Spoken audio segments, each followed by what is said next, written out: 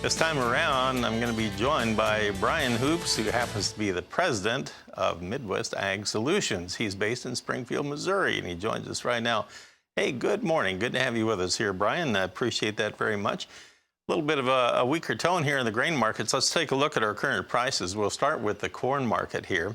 And on our quotes provided by bar chart, getting a little weak in the knees here, Brian. September down 2 3/4 cents at 328 1/4 per bushel, only one tick off our low of the day. And now December down 2 1/4 at 342 1/2, also just one tick off the low of the day. And this is despite the fact that we had a couple overnight sales of corn. What do you read into that? Very much?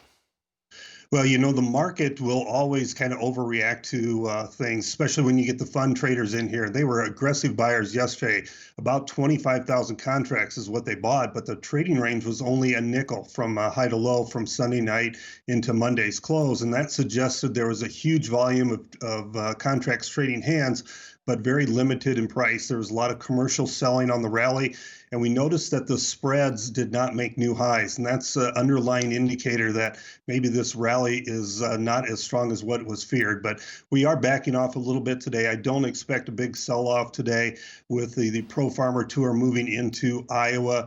The western edge of Iowa will be maybe today, but definitely tomorrow and into Thursday. The dry areas of western Iowa, then of course the wind-damaged areas of central and eastern Iowa will all be included in the Pro Farmer numbers. And those, I'm sure we'll see a lot of social media pictures as well as news coming out of that looks to be pretty bullish to prices. Brian, from what I understand, when USDA does their September crop report, their crop production report and WASDE report, it sounds like they intend to go ahead and quiz or survey Iowa farm producers to get a feel for how much acreage they're going to be abandoning. Just wondered if you've heard anything in that regard. I know you have offices in that part of the country there, but it could be a little bit different in what they do next month. Yeah, it's going to be very difficult, I think, to get a real good assessment of how much damage has occurred in those areas. There's ears on the stock. It's just going to be a matter of how much they fill out and what type of yield you can get out of them. Combining is going to be a different story. It's going to be very difficult, very hard to get these stocks picked up and harvested. It's going to be a real mess, and it's going to be really hard to determine how type of a yield calculation loss you can put on it. I think originally there was maybe 35 to 100 million bushels thought to be lost due to the high winds, and now that's been increased to closer to 200 to 400 million bushels, depending upon what your view is or what source you're looking at.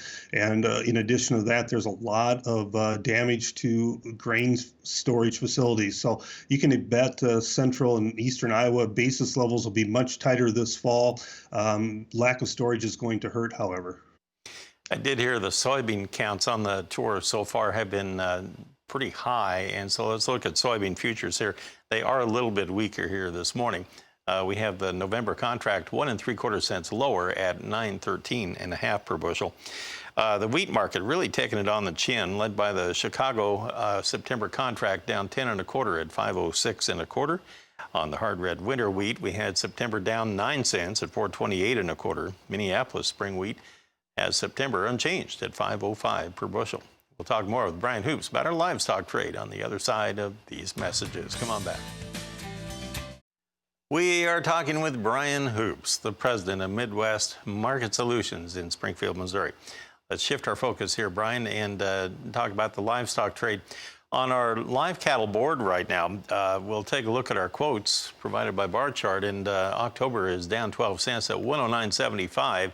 December down 2, but your deferred contracts are higher. Next year, we have February 42 cents higher, April up 57. That's kind of an odd dynamic there. In the feeder cattle market, you have September now $1 higher at 145.40 per hundredweight. We're back within about 50 cents of our high of the day, off our earlier low by about $1.30 or so. On the lean hog trade, right now you have your October contract dropping by $1.57 at 51.95, in December dropping $1.47, and it's at 53.47 per hundredweight. So big losses led by those nearby months. So it's front loaded with all the pressure here. On the cattle market, have you heard of anything so far today in the way of cash cattle activity yet?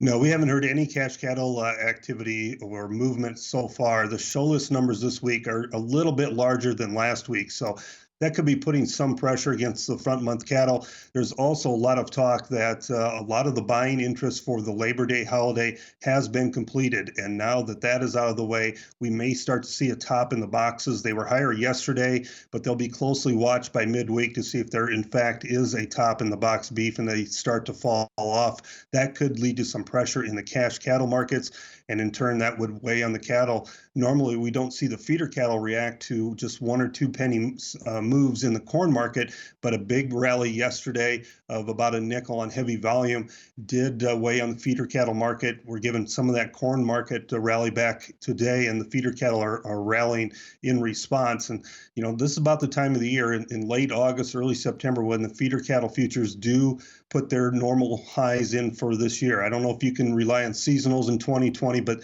typically this is a great time to be looking at laying off some risk if you're a producer or you have some feeder calves that you need to hedge and get protected.